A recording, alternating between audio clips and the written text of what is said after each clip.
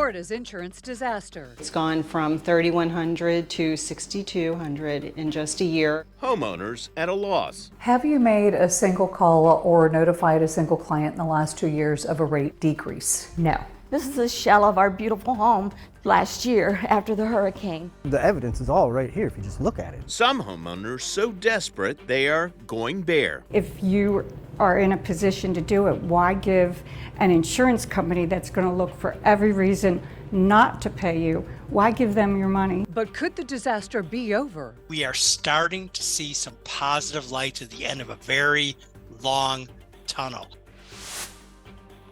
Welcome to a special edition of ABC Action News, Florida's insurance disaster. I'm Adam Walser. And I'm Jackie Calloway. It's no secret that insurance is in crisis in the state of Florida.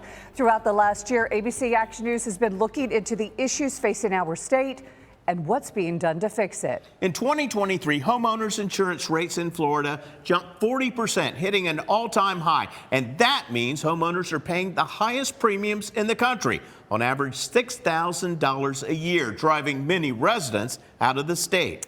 And while state lawmakers pass laws aimed at solving the problem, they don't appear to have made much of a difference for Florida homeowners. I question the state's top insurance regulator as to when the state will really take action to protect you, some very unhappy customers. This is Michelle calling from South Shore Insurance. I got your email. Michelle Mosher, the owner of South Shore Insurance, often finds herself on the receiving end of calls from unhappy clients. I am happy to discuss with you some other options. Have you made a single call or notified a single client in the last 2 years of a rate decrease? No.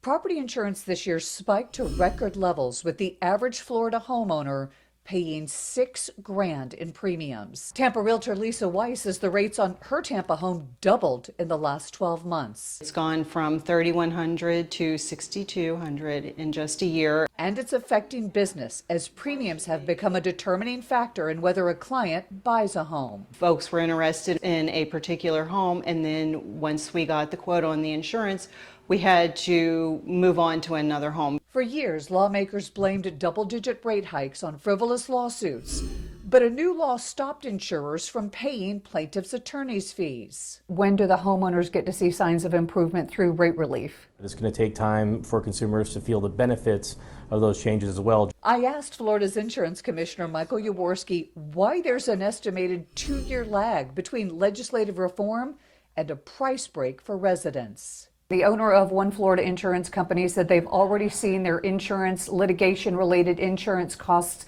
decline by 50%. Why can't that immediately be passed on to homeowners? They need to make a filing to the Office of Insurance Regulation for us to then take a look at that, actuarially review it. Meaning rates won't change until insurers request a rate adjustment that's approved by the Office of Insurance Regulation. The law requires us not to approve rates that are inadequate, excessive, or unfairly discriminatory. While policyholders wait, debate continues over whether the insurance lawsuit crisis was overblown.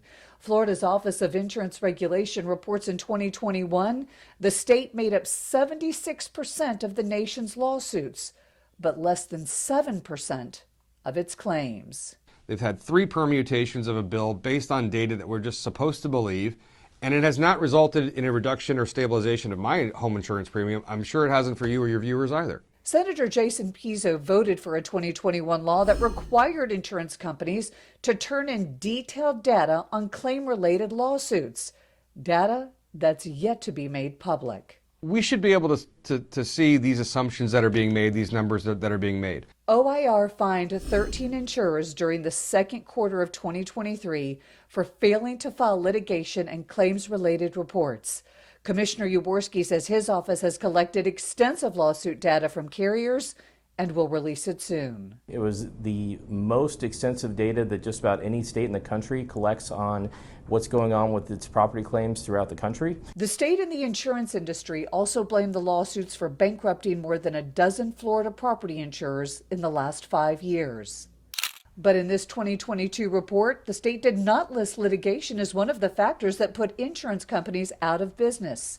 Mismanagement, inappropriate transactions with affiliates or partners, natural disasters, and the cost of reinsurance were among the leading contributors to carrier bankruptcy. On the property insurance side, we hear from carriers that reinsurance is the biggest issue. Lawmakers on both sides agree the cost of reinsurance, which is insurance for insurance companies, is a large factor in the price of property coverage. Reinsurers, which on a consumer's bill can be upwards of the premium they're spending, upwards of 45–50% of the cost of their insurance overall. But will these reforms reduce premiums? That's the question the U.S. Senate is now looking into. Their budget committee just launched an investigation into whether Citizens Insurance has enough money in the bank to withstand future disasters. So what can you do if you don't want to deal with those rising rates and lack of response? I took a look at the new trend sweeping the Sunshine State called Going Bare. We bought in 2001 and we retired in 2007. This 3-bedroom, 2-bath home located in St. Pete Beach started out as Jimmy and Heather Riley's vacation home. They moved in permanently in 2007 when they retired, paid off their mortgage, and renovated it from top to bottom. Like, so we did everything. Everything was done. But after Hurricanes Charlie, Francis, and Wilma in 2004 and 2005 caused billions in damages to the Sunshine State, their property insurance payment skyrocketed to $7,000 a year and didn't cover their pool or patio. Flood doesn't cover it and wind doesn't cover it. And that was with a $20,000 hurricane deductible. If the hurricane hit and it say $25,000 worth of damage, are we going to put a claim in for $5,000? I don't think so, because then they're going to raise my insurance. So the Rileys decided to go bare, buying a bare bones homeowners policy without wind or flood coverage. We had money that we put aside and said, we're not spending this for anything else unless something happens to the house, and then we'll save the money every year. We've been putting away $7,000 a year for 13 years. So that's over $100,000. And that would have all been gone. I mean, gone. There's nothing. There was nothing around. It was given away to them, and they'll just keep raising my rates no matter what, even if they didn't have a claim. But going bare is not for everybody. If you have a mortgage, lenders require wind coverage and flood insurance if you are in a high-risk area. And homeowners who do go bare need to have other money available just in case. We could have got wiped out the first year, and $7,000 wasn't going to help that much. It's a gamble Jimmy Riley believes is worth taking, since his land is worth more than his home. For the house, it may take you $300,000, $400,000 rebuild, but not $800,000. And that's what they're going to base your premium on. Well, that's what they're going to do, yes, exactly. 1 out of every 5 Florida homeowners. Mark Freelander is a spokesperson for the Insurance Information Institute, which is tracking a huge increase in the number of homeowners going bare. Today, we are approaching 20% of Florida homeowners not having a property insurance policy. He says rising insurance rates are to blame. The average cost of a home insurance policy in Florida today is running at about $6,000. That's 42% higher than just a year ago. Compare that to the national average rate of $1,700 a year. We recommend trying to find ways to keep your coverage and don't drop it. Freelander says before going bare, you should explore other options, including shopping around, bundling home, car, and life insurance, raising deductibles, and searching for discounts. So you see it going bare as a last resort. Look at the big picture. Is it worth taking the risk that you could lose your home, which in most cases is the most valuable asset families have? Can you replace that out of pocket? 9 out of 10 homeowners absolutely cannot. For the few who can afford to and are willing to take a risk, the Rileys recommend it. If you are in a position to do it, why give an insurance company that's going to look for every reason not to pay you? Why give them your money? We wouldn't have to wait 90 days, because the insurance companies have 90 days to respond to your thing. We could start next day and have cash to pay a contractor to start doing it. So you feel like this is one of the best decisions you made? It is the second best decision I made.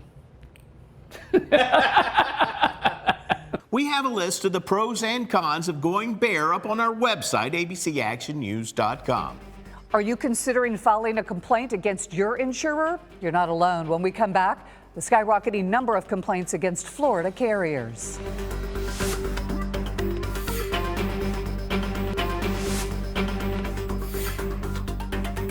Welcome back to a special edition of ABC Action News, Florida's insurance disaster. As we mentioned earlier, Florida lawmakers and insurance experts have repeatedly sounded the alarm over the number of lawsuits filed against insurance companies, blaming those cases for skyrocketing rates. But after some digging, I found consumer complaints against insurers are also out of proportion compared to the rest of the country. This is a shell of our beautiful home last year after the hurricane. After Hurricane Ian annihilated Southwest Florida, homeowners like Sherry McBride waited months for their insurer to pay for repairs. But the McBrides say their carrier only covered a partial fix of their storm-torn home. We are in our 70s. He's a Vietnam veteran, and we're hurting right now. So the couple hired an attorney and tell me they have since settled. Industry data indicates Florida property insurers get hit with more lawsuits than any other state in the country, cases that have been blamed on shady contractors and their attorneys. But the numbers reveal something else. The complaint data suggests that Florida policyholders are the most unhappy with their insurance carriers out of anybody in the country. Doug Quinn with the American Policyholder Association is referring to this chart from the National Association of Insurance Commissioners. It shows 13,490 policyholders filed complaints in 2021 against 30 of the largest homeowner carriers in Florida. We have companies that have 10 times what their expected complaints should be relative to their market share. It's way out of proportion considering nearly 30% of the 41,000 complaints filed against all property insurers in 2021 came from Florida. And that was before Hurricane Ian struck. They had to totally gut it. We want good insurers in this market that are behaving in a way that the consumer can feel comfortable that they're giving money to someone who will be there when they need it. Florida Insurance Commissioner Michael Jaworski says he's focused on enforcing a new law that enacted consumer protections for Florida policyholders after a disaster. It included a lot of accountability measures that require insurers to act in a timely fashion. OIR issued fines to 13 insurers in the second quarter of this year over failure to report litigation and other data. We didn't find any sanctions related to customer complaints. I think you'll see action on that within the coming months that show that we're taking that very seriously. If you or anyone you know is fighting with an insurer over a claim, you can file a complaint with the Office of Insurance Regulation. We've posted that information on how to do that at abcactionnews.com. Still ahead, are you fighting with your insurance company? How a public adjuster could help.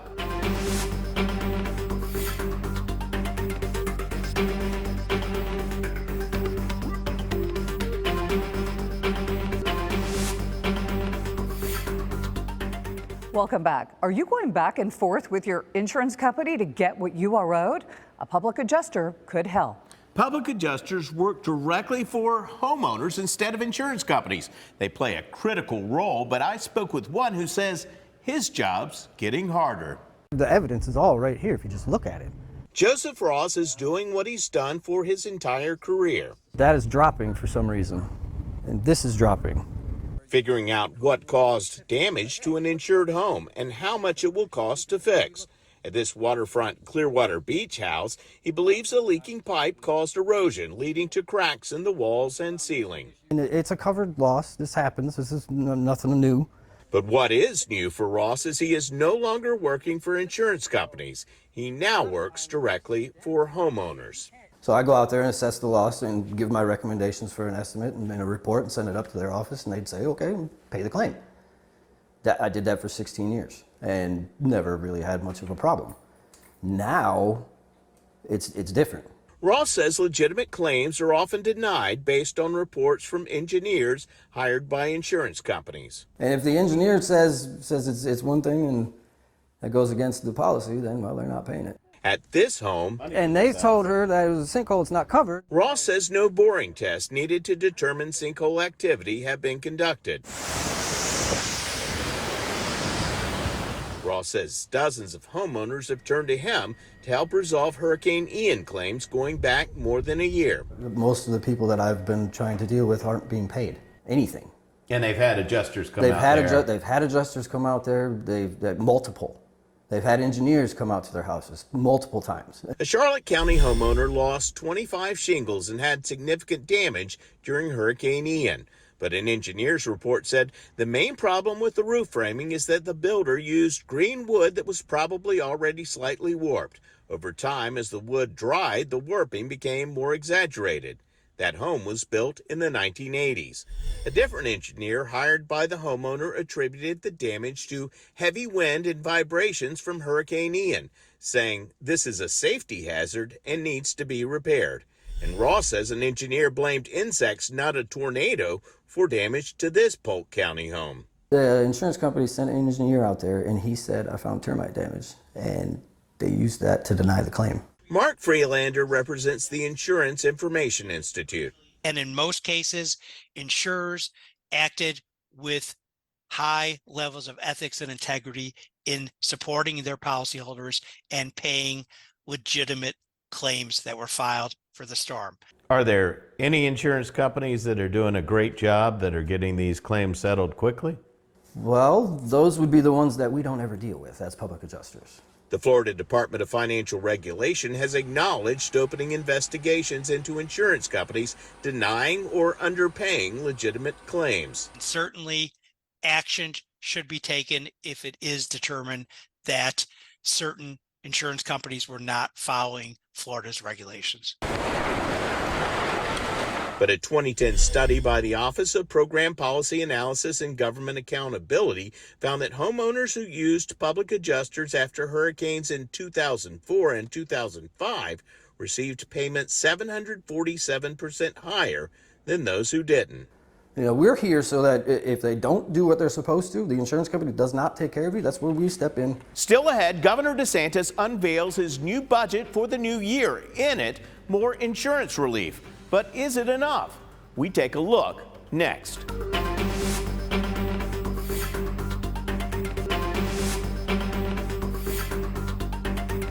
This year, there were two special sessions in the Florida Capitol talking about a wide range of topics, but insurance came up both times. In February, lawmakers passed bills giving more money for Hurricane Ian relief and recovery, but since then, Idalia hit. So in November, lawmakers met again to discuss revising provisions related to disaster relief and putting more money toward My Safe Florida Home program. Our Capitol reporter Forrest Saunders now with what Florida representatives and Governor DeSantis hope to accomplish in the new year. It was a little over a year ago, state lawmakers had that major property insurance special session. And the biggest, meatiest, beefiest property insurance reform legislation that this state has ever seen. Their package targeted insurers' biggest issues in hopes of bringing in more business and lowering prices for the consumer. Among them, trimming a glut of litigation by cutting incentives to sue, creating a pot of money to ease the cost of reinsurance, and upping requirements to access the state-backed insurer of last resort, Citizens. We think that in the long term, premiums will go down. In the long term. In the short term, realistically, probably not. That was the promise then, with a timeline of 12 to 18 months for relief. Yet, a year later, Florida still has some of the highest premiums in the nation, with many consumers seeing increases this year of 30% or much more. The letter went from $2,800 approximately to over $15,000. So to say skyrocket, it might be a little bit of an understatement. Even so, major property insurance reform isn't anticipated this coming session. Lawmakers and leaders keep saying what was done is just now starting to have an impact, with lawsuits trending down and a handful of new companies entering the market. We do need to let these things come in and have an impact. And if we need to do something larger, I think the state has the ability to do it. That's the state's insurance commissioner, who is pushing for a transparency bill in the upcoming session. It would allow consumers to better understand the costs of their carrier. Plus, this budget provides more than $1.1 billion in tax relief. Florida's governor looking for more than $430 million in savings by cutting taxes and fees on residential property insurance and flood insurance in his next budget. There's also more than $100 million to continue funding the My Safe Florida Home program, which offers grants to harden homes, potentially lowering rates. If it's a tougher home, that means the rates are going to be cheaper. Lawmakers now get a chance to weigh in on these ideas when they return next month, and that gavel drops for session. At the Capitol, Forrest Saunders, ABC Action News. Florida insurance regulators just approved 6 new companies to begin writing property insurance policies in Florida starting in 2024. You can see them here. In most cases, if your company dropped your policy at the end of the term, you landed with Citizens. You had no choice but to move to Citizens. Now, starting in the first quarter of 2024, you will have some options. So it will be a brighter picture for many consumers. We are starting to see some positive lights at the end of a very long tunnel. And there you have it for this special report on property insurance. You can find all of our stories on abcactionnews.com. And if you're dealing with an insurance disaster, reach out to us, Adam at abcactionnews.com. Or Jackie at abcactionnews.com. We'll see you next time. Thanks for joining us.